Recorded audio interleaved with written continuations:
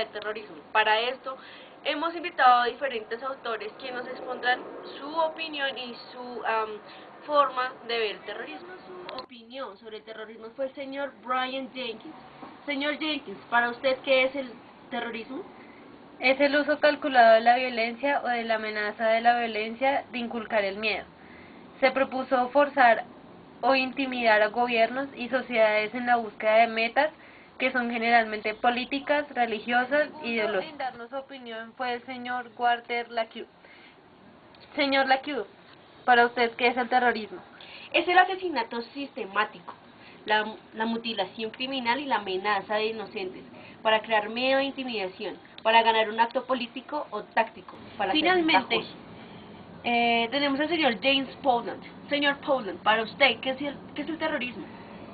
El terrorismo es el uso ilegal o amenaza de violencia contra personas o propiedad. Se piensa que intimida o coerce a un gobierno, individuo o grupo para modificar su conducta o política. Bueno, finalmente, conociendo las causas, tipos de terrorismo y el significado, ahora vamos a ver mediante estas actuaciones donde se ha presentado el terrorismo, si estas definiciones, si estos tipos, estas características se han visto en dichos conflictos. Entonces ahora vean la línea de tiempo. Atentado terrorista del restaurante El Descanso. El 12 de abril de 1985 se produjo un atentado en el restaurante El Descanso de Madrid, reivindicado por un grupo de la Yihad Islámica. El atentado consistió en un aporte de bomba entre 5 y 15 kilos de explosivos ocultos en una bolsa de deportes dejada debajo de la barra, junto a la puerta de los lavabos. Entre sus componentes había clorotino. En él murieron 18 personas, 82 resultaron heridos. El 19 de junio de 1987, la banda terrorista ETA cometió el atentado más sangriento de su historia al hacer estallar una bomba incendiaria en la segunda planta de los garajes del supermercado Hipercor de Barcelona. La bomba perforó suelo y techo y extendió una llamarada abrasante que arrasó con todo a su paso. Hubo 21 muertos y medio centenar de heridos. La estructura del edificio quedó dañada y también la de algunos edificios colindantes. Afortunadamente, el fuego pudo ser controlado antes de que se extendiese a las secciones más sensibles, a la combustión, papelería, librería o textil.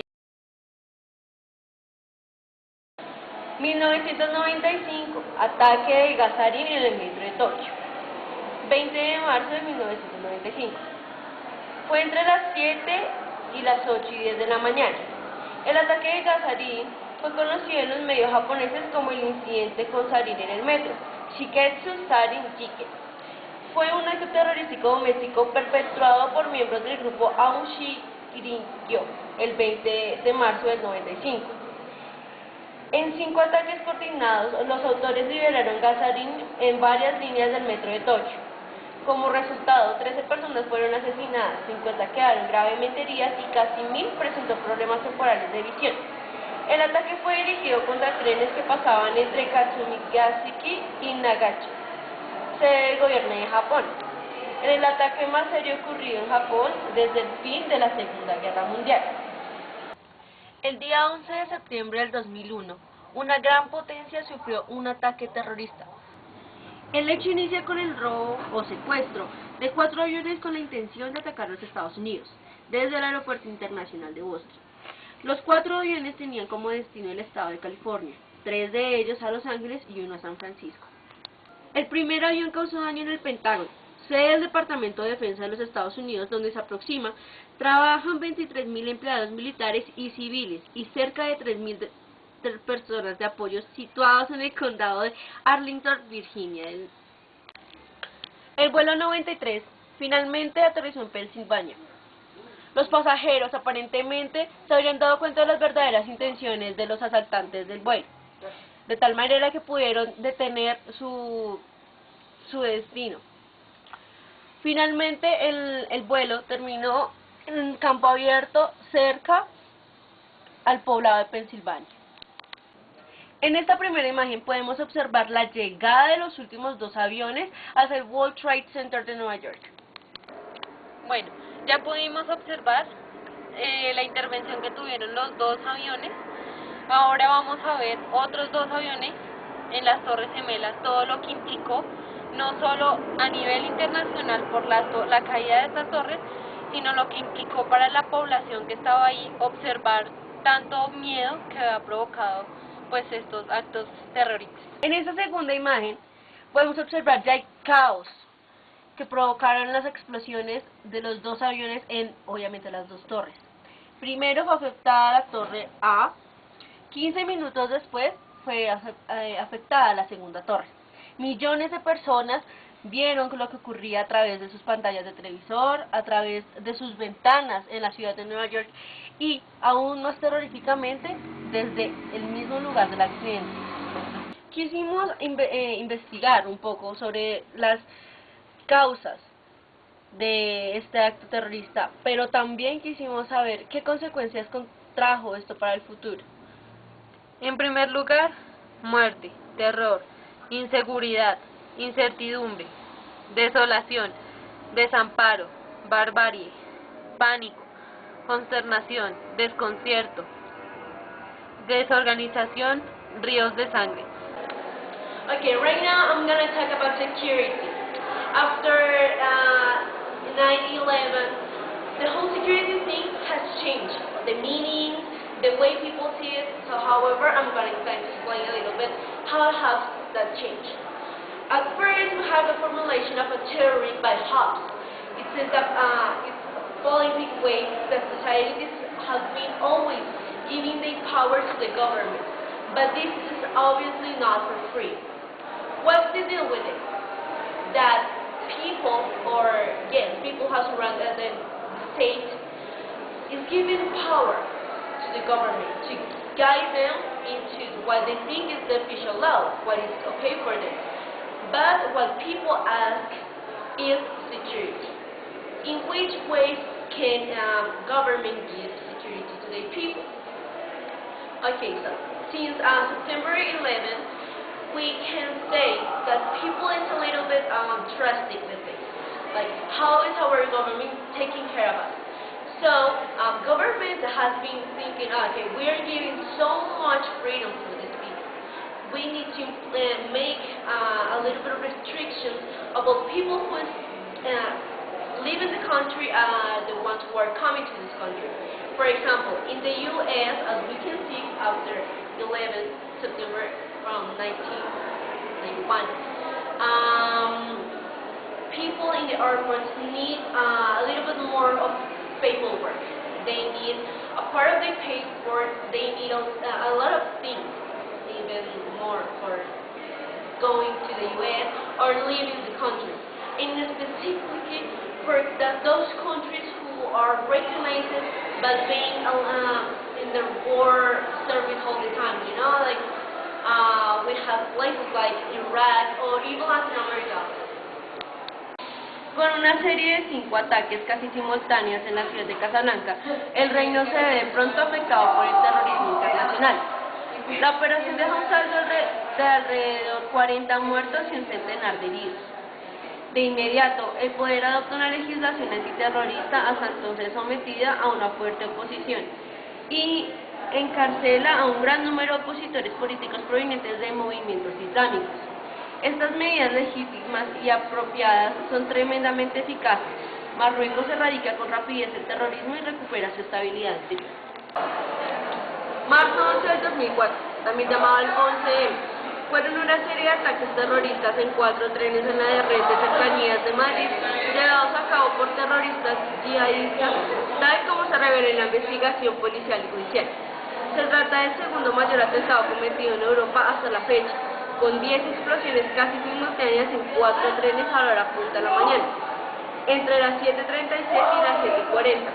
Más tarde, tras un intento de desactivación, la policía detonaría de forma controlada 2 artefactos que no habrían estallado, desactivando un tercero que permitiría, gracias a su contenido, iniciar las primeras pesquisas que conducirían a la identificación de los autores.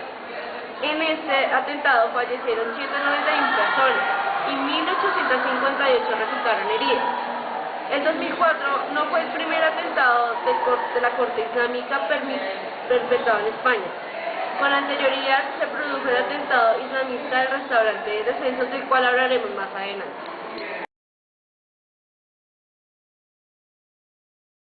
El Departamento de Estado de Estados Unidos ha vuelto a incluir a Cuba en su lista de países patrocinadores del terrorismo, una designación que, más allá de considerarnos simbólicas, como muchas quieren hacernos ver, implican sanciones económicas y limita las relaciones entre los gobiernos y pueblos. Pero vamos un poco más allá. ¿Qué implican esas sanciones al país patrocinador del terrorismo?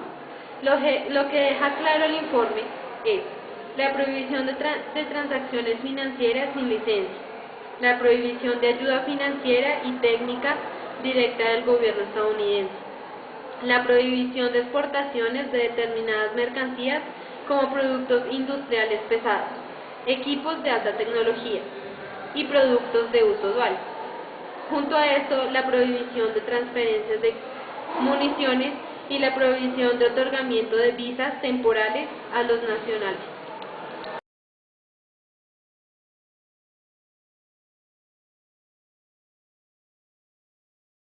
Buenas tardes, estamos con Camilo Barizizada, miembro de la ONU, quien nos va a comentar un poco sobre lo que es el terrorismo. Buenas tardes, Camilo. Buenas tardes. Bueno, ustedes como organización internacional, ¿en qué se basan para la eliminación del terrorismo? Como organización internacional de las Naciones Unidas, se basa en una gama de acuerdos que permiten la cooperación de los estados para poder reprimir el terrorismo internacional. No obstante, las Naciones Unidas, con sus órganos como la Asamblea General, el Consejo de Seguridad, se basa en una serie de resoluciones que permiten establecer normas para los estados para que ellos las implementen para poder reprimir de una u otra forma el terrorismo internacional. También encontramos algunos órganos de la ONU, como son oficinas, recursos, organismos que permiten intervenir entre los estados para así garantizar una mejor intervención para prevenir el terrorismo internacional. ¿Cuál es el acontecimiento más impactante para que las Naciones Unidas reconozcan el terrorismo internacional? Bueno, básicamente el terrorismo siempre existió, se ha evidenciado desde la Segunda Guerra Mundial en acontecimientos tales como el 19 de junio en España, el ataque de Gazarín en Tokio, las Torres Gemelas, así infinidad de acontecimientos que han permitido a las Naciones Unidas tener como una focalización independiente sobre el terrorismo para poder combatirlo como tal, pero básicamente como tal el terrorismo, así como la ideología que se implementó fue el 11 de septiembre con el ataque de las Torres Gemelas por el grupo Al Qaeda en los Estados Unidos. Allí fue donde se consolidó como el terrorismo como una misión internacional y por lo cual las Naciones Unidas optó por una serie de normas que permitieran implementar a los estados para poder reprimir esto. Algunas resoluciones que encontramos de la Asamblea General son una resolución 1373 del 2001 que dice que hay que acusar a los terroristas como tal, encontrarlos y castigarlos y que por ende los estados tienen que cooperar para poder reprimir esto. Otra resolución que encontramos es que los estados tienen que implementar medidas fronterizas para poder, o sea, mejor dicho, no financiar el terrorismo internacional. Por otro lado, la Asamblea General en el año 2006 implementó una resolución, un plan de acción en el cual intenta la unificación de los estados para poder reprimir esto y combatir y rechazar el terrorismo internacional. ¿Cuáles son las obligaciones de los estados con la ONU para poder prevenir el terrorismo? Bueno, las obligaciones de los estados, como lo mencionamos antes, mediante las resoluciones que se implementaron en el 2001, a partir del 2001, las resoluciones del Consejo de Seguridad y de la Asamblea General, crearon una serie de normas que estipulan a los estados su obligación que tienen para prevenir el terrorismo internacional y la coordinación para dar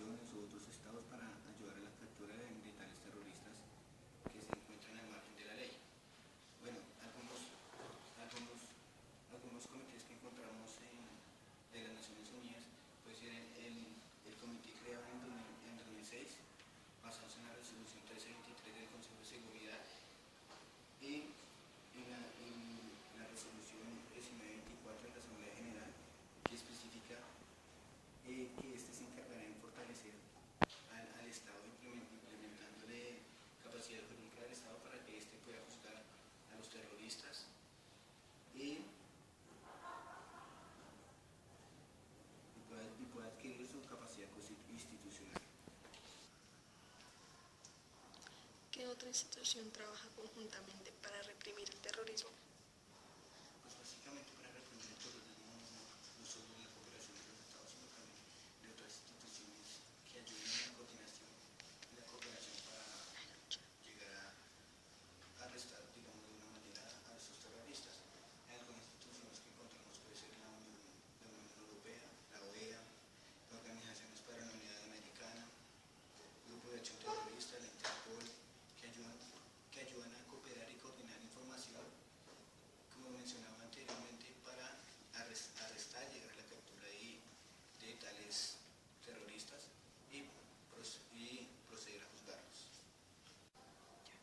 Buenas tardes, nos encontramos con la doctora Tiburcia, análisis del Derecho Internacional Público. Buenas tardes, doctora. Buenas tardes.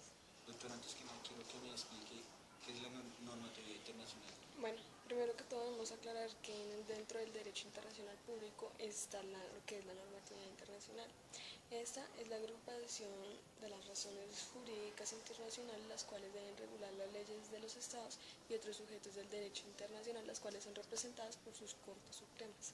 Bueno, una de las características es que estas están integradas por acuerdos entre estados como los que son tratados internacionales y las notas diplomáticas, los anexos y los protocolos de tratados. Bueno, también debemos tener en cuenta que así sea un ámbito bilateral o multilateral, el nivel adquirido por cada estado al comprometerse con dichas normas es el de poner en vigor estas, creando en su propio territorio y aplicándolas por encima de cualquier norma nacional. Dado el caso que dicho estado no viole las normas, será pues dañado su imagen y por la norma internacional se le reducirá la ayuda económica pues para que avance en el desarrollo globalizado.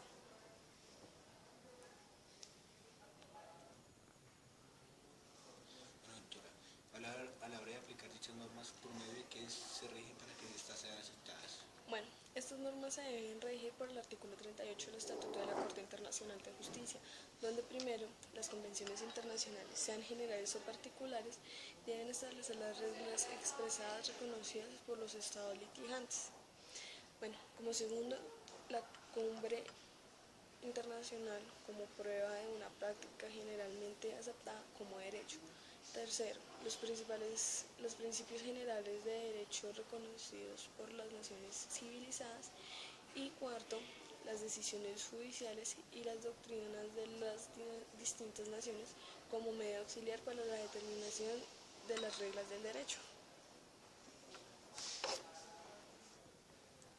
Bueno, continuando con la entrevista, doctora, cuéntame que lo sucedido el 11 de septiembre del 2001 fue una violación a la normatividad internacional.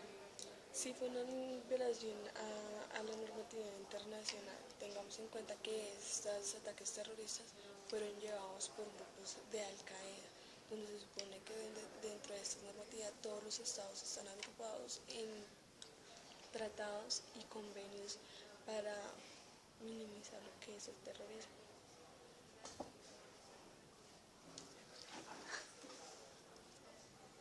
Bueno, doctora, cuéntame cuáles son los puntos en contra de la violación de esa normatividad. Bueno, tengamos en cuenta que la adecuación de la normatividad dentro de la comunidad internacional es bastante importante, ya que este será el fortalecimiento o debilitamiento de la normatividad con el consecuente aumento de las tensiones que llevan dichos conflictos armados, en donde siempre pierde la sociedad civil. Un ejemplo de esto es el mencionado anteriormente, el 11 de septiembre del 2001, donde sabemos que por decirlo así, por ideologías, hubo este ataque terrorista, logrando así matar millones de personas y dejando pues en sí la crisis dentro de Estados Unidos y mundialmente también. Bueno, doctora, continuando con los ejemplos de terrorismo internacional, cuénteme referente al ataque con gas sarin que ocurrió en 1995 en Tokio. ¿Las autoridades nacionales pudieron pedir intervención internacional? Por supuesto que sí. Bueno, esta intervención se hubiera podido realizar ya que está la normatividad internacional y los pactos que se hayan realizado entre los estados, creando así lazos entre ellos, donde pues las autoridades nacionales de Tokio hubieran podido decidir en una etapa temprana de esta situación si solicitaban ayuda internacional, así sea para pues el manejo del incidente, pues para la ayuda para poder contrarrestar lo que son los terroristas y para poder pues meter en organizaciones internacionales y ayudar a la sociedad civil, porque ya sabemos que este gasarín es una arma química muy tóxica, o para llamar la atención a este mismo hecho para lograr así la ayuda de otras organizaciones internacionales.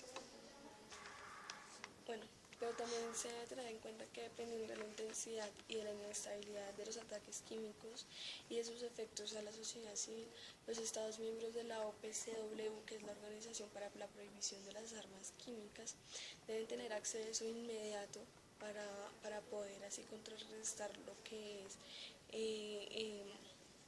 son los efectos de dichas armas y poder establecer ayuda para...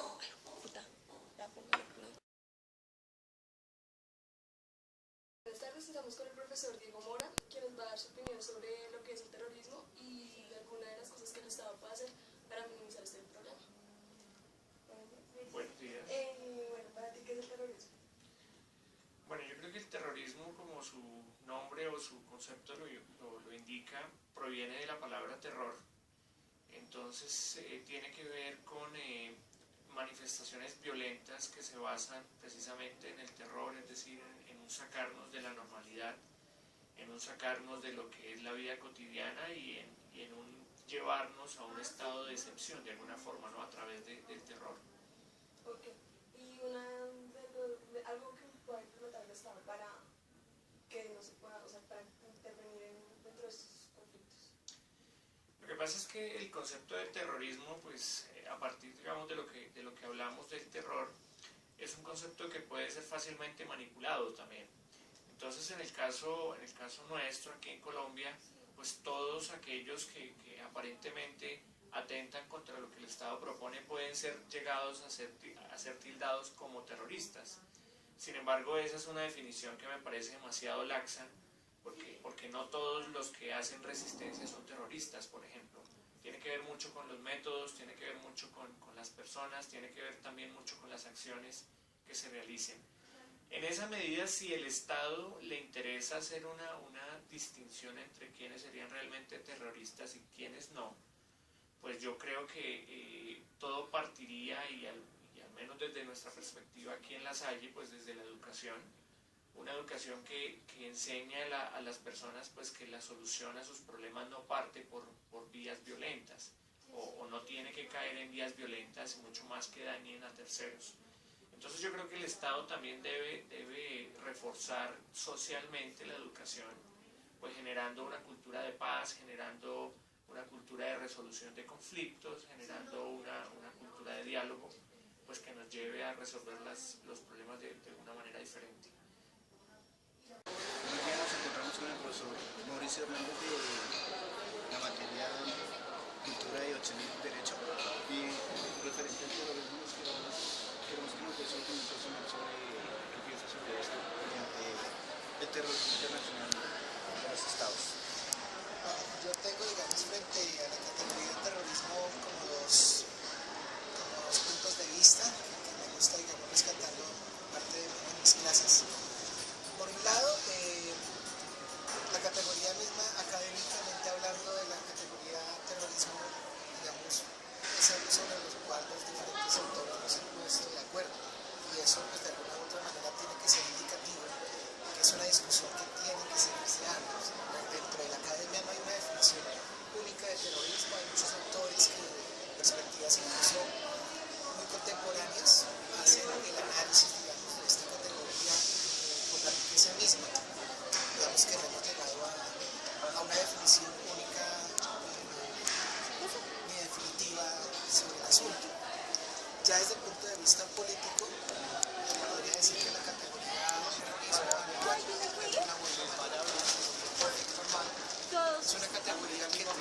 ambivalencias, digamos, manejos diferenciados dependiendo de los intereses políticos que permeen el mismo. Ya bien al interior de un Estado mismo, se emplea, en los diferentes estados se emplea la categoría de terrorismo, digamos, afines a los intereses que por razones de Estado estén motivando dinámicas políticas, económicas, sociales, incluso culturales al interior, o las relaciones, digamos, que se llevan a cabo con otros estados. Eso es mucho más problemático, mucho más complejo. Creo que el punto en la llaga lo colocó Estados Unidos después del 11 de septiembre al crear una categoría de un enemigo único al cual debemos apostarle todos, y es precisamente ese enemigo llamado terrorismo. De cierta u otra manera, si la categoría desde el ámbito académico es problemática, desde el ámbito político y en materia de relaciones internacionales lo es mucho más, porque está permeada por intereses y dinámicas políticas internas de los estados o de relaciones entre los estados. Y esto es objeto de manipulación, esto es objeto de oportunidad, de oportunismo que se puede presentar en algún momento. Y de alguna u otra manera, pues eso hace que esta categoría sea compleja. Creo que de alguna u otra manera, al igual que desde el punto de vista académico, desde el punto del manejo de los estados, hay tantas de definiciones de terrorismo como intereses políticos allá de por medio. Entonces eso hace que la categoría sea compleja. Creo que ha hecho daño, digamos, en el manejo de las relaciones internacionales, al tratar de definir quién es ese enemigo que se dice único a escala mundial, a escala global, y a nivel interno, pues deja de ser no menos problemática la categoría de la denominado terrorismo de Estado, que es por supuesto objeto de disputas mucho más complejas al interior, ¿no? Por supuesto, sin ir muy lejos, al interior de nuestro económico. Ok, muchísimas gracias.